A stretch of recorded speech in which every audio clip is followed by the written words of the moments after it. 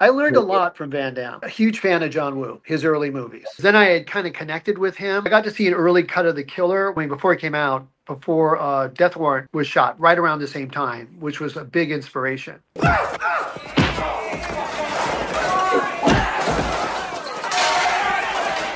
not gonna last too long. Is that a threat? No. It's a promise. And I finished the film and I cut it together, and that was my first movie. It got me another movie, and that movie got me another one, which got me Death Warrant.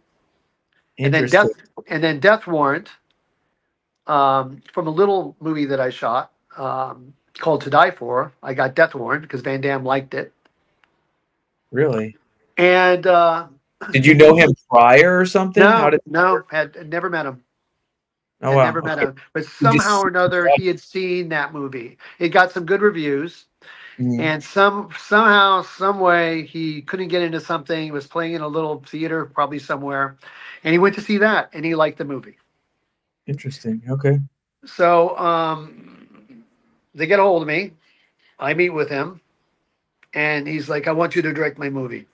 I said, "Great.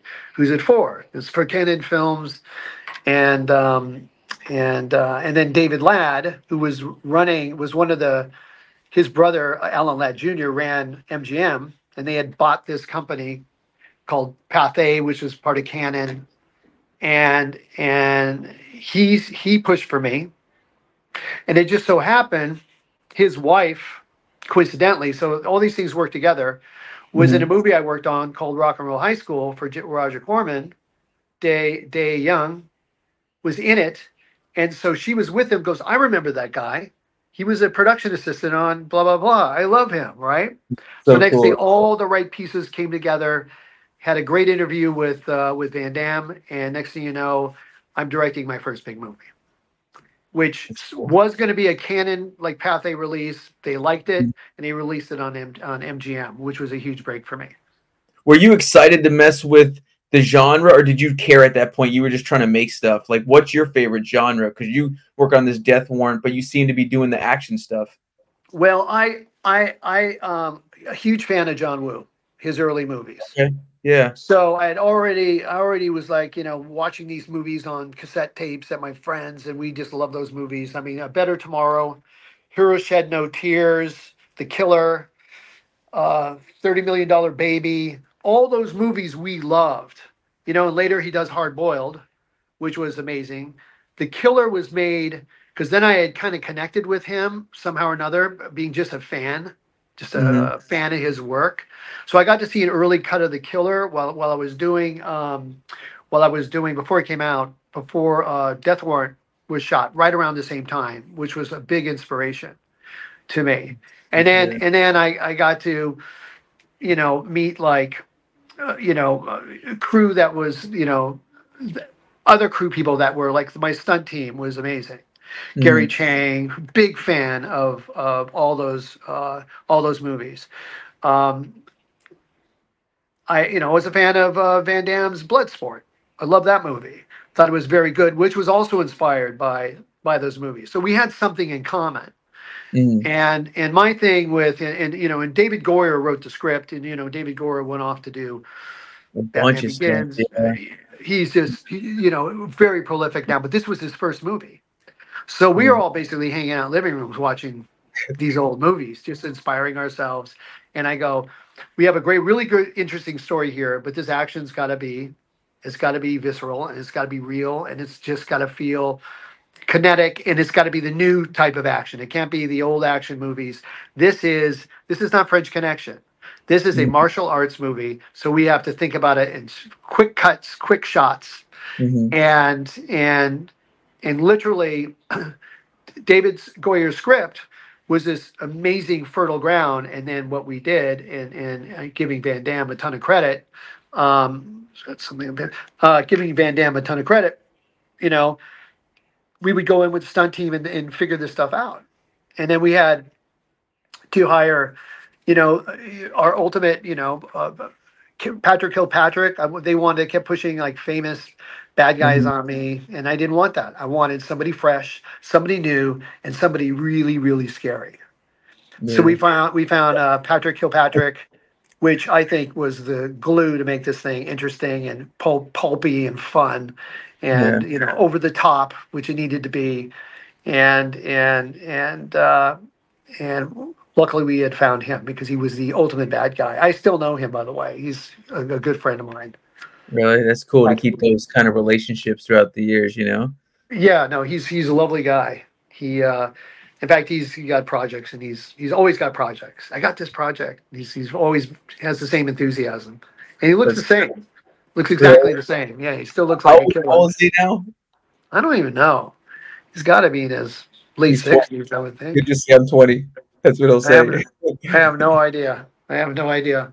So let me ask you this then, because like me kind of because I grew up on like Death Warrant, like Jean-Claude during that time was like I was a big Jean-Claude Van Damme fan, like I love Lionheart, things like that. And when Death Warrant came out, that was like I watched that movie I can't even count, maybe like 100, 200 times growing up. That's So awesome. You like, saw more than I did. yeah. Well, come on, when you were editing it, were you in the room like editing it or no? Oh yeah, yeah. I was. I mean, John Barton cut that. He ended up doing the pilot for me for CSI New York, and then Uh-huh. ended up staying on CSI New York. I brought him into that, but John was fantastic. He was a fantastic editor. Van Damme would come in the cutting room, and he'd Woody. see the fights, and he'd be like, "Make the shots half as long, half as long. It needs to be boom, boom, boom, boom, boom." And he was right. I mean, I learned a lot from Van Damme on that movie. Really? A Okay. ton, a ton. Okay. He lovely, lovely guy. He he we had to bring him in for looping, and finally he got tired of looping, so I ended up having to imitate him in the No looping way. sessions. So I Did put you my really? voice in there. So sometimes he goes, "Prisoners die all the time." It was me, just putting because he couldn't come in, so I had to do it for Yeah. him.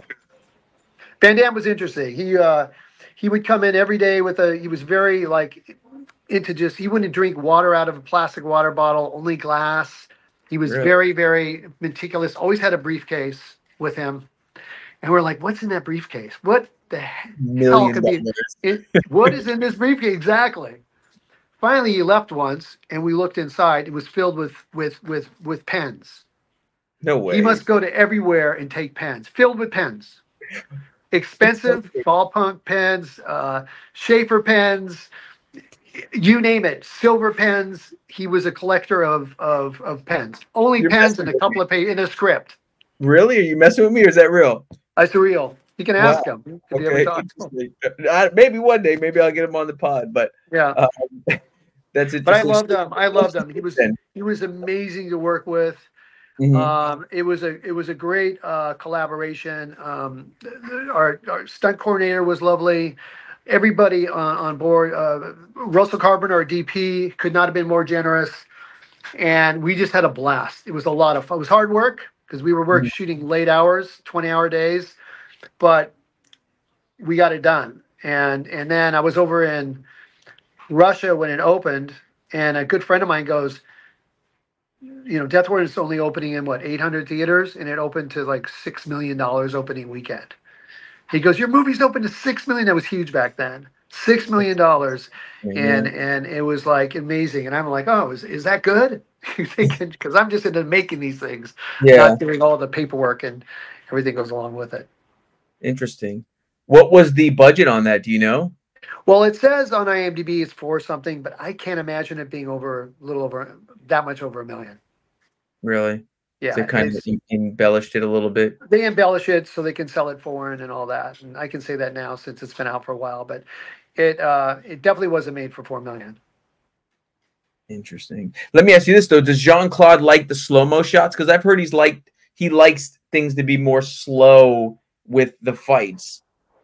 But I didn't see a lot of that in that movie.